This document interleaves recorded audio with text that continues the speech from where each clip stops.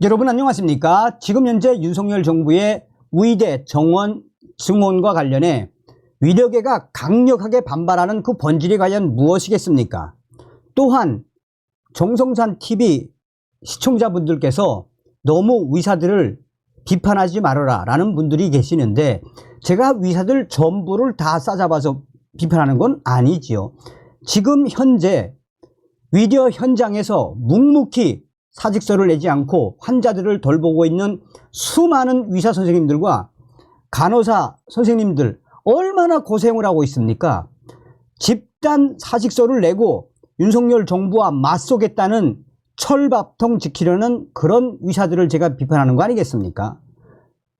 지금 현재 윤석열 대통령의 의대 정원 증원, 우리 국민들 무려 73% 이상 지지하고 있지 않습니까? 윤석열 대통령의 지지율도 계속 올라가는 그 이유가 무엇이겠습니까? 지금 의사들 난리가 났습니다. 무릎 꿇고 사정, 겨우 수술받은 환자들의 충격적인 현 상황. 의사들을 박살내는 글 터져 나왔습니다. 의사들은 답하시기 바랍니다. 정성산 TV 좋아요, 구독, 알림은 큰 힘이 되겠습니다. 무릎 꿇다시피 사정에 겨우 수술했다. 죄인 된 환자들. 전공의 집단 사직. 현재 이 상태가 계속 이어져가고 있는 가운데 환자들의 신음은 더욱 커지고 있습니다. 특히 병원을 찾은 보호자들은 아픈 가족이 제때에 치료를 받지 못할까봐 안타까운 마음에 목이 메일 지경입니다.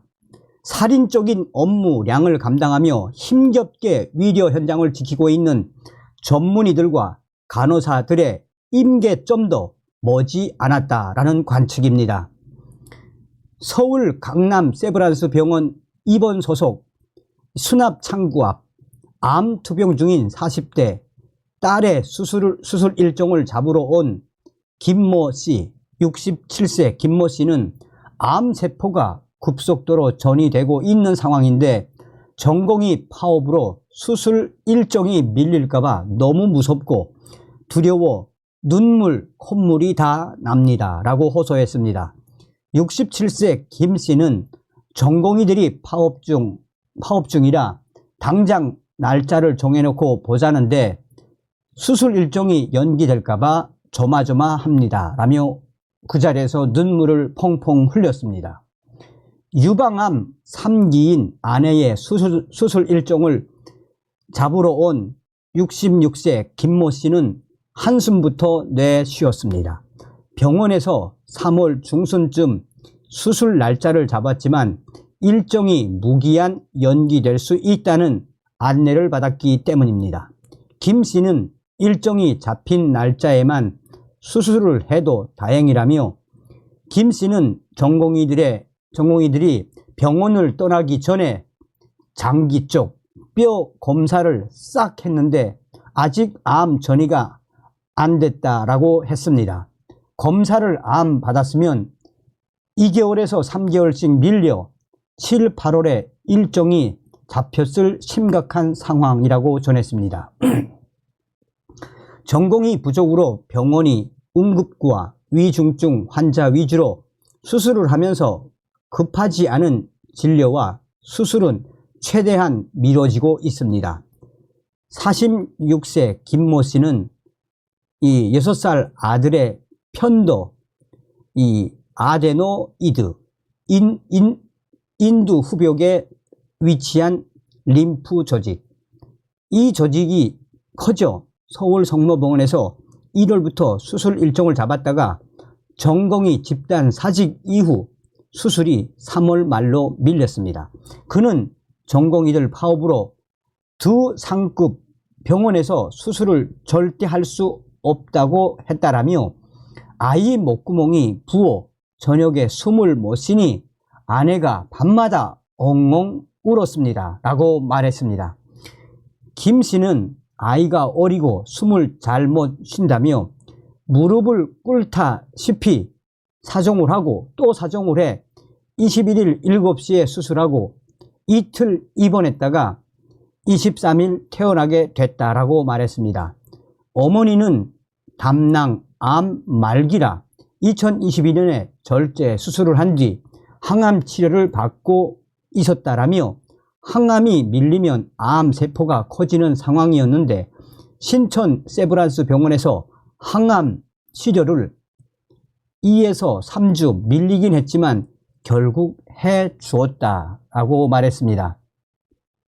간병인과 함께 휠체어를 타고 강남 세브란스 병원을 찾은 95세 A씨는 신부전으로 인해 일주일에 2번에서 3번 주기적으로 투석을 받고 있다라며 A씨는 담당 의사가 경과에 대해 설명해주곤 하는데 집단 사직한 19일부터 의사들이 안 나옵니다.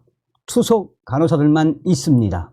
집단사직 사태가 장기화돼 진료에 차질이 생기면 전쟁을 하자는 것이라고 성토했습니다.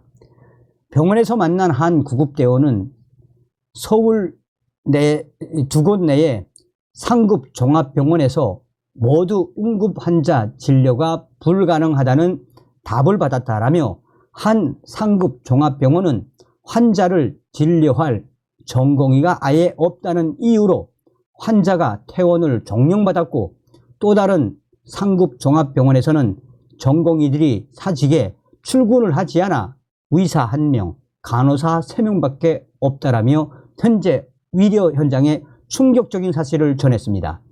이어 내가 이송한 환자는 결국 두 병원에서 모두 수술을 받지 못해 다른 병원으로 갔다라고 덧붙였습니다.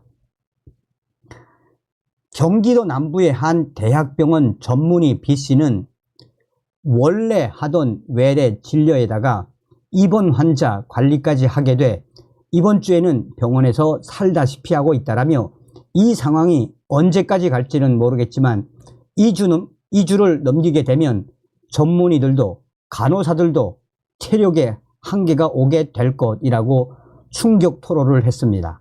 같은 병원의 간호사 C씨는 3일 근무하고 하루 오프, 휴무, 체제였는데 이번 주에는 대부분의 간호사들이 오프를 반납했다라며 그나마 3교대는 지켜지고 있는데 3시간에서 4시간 초과 근무하고 있어서 사실상 2교대라며 현재 간호사들이 충격적인 상태에 놓였다라고 전하고 있습니다. 자,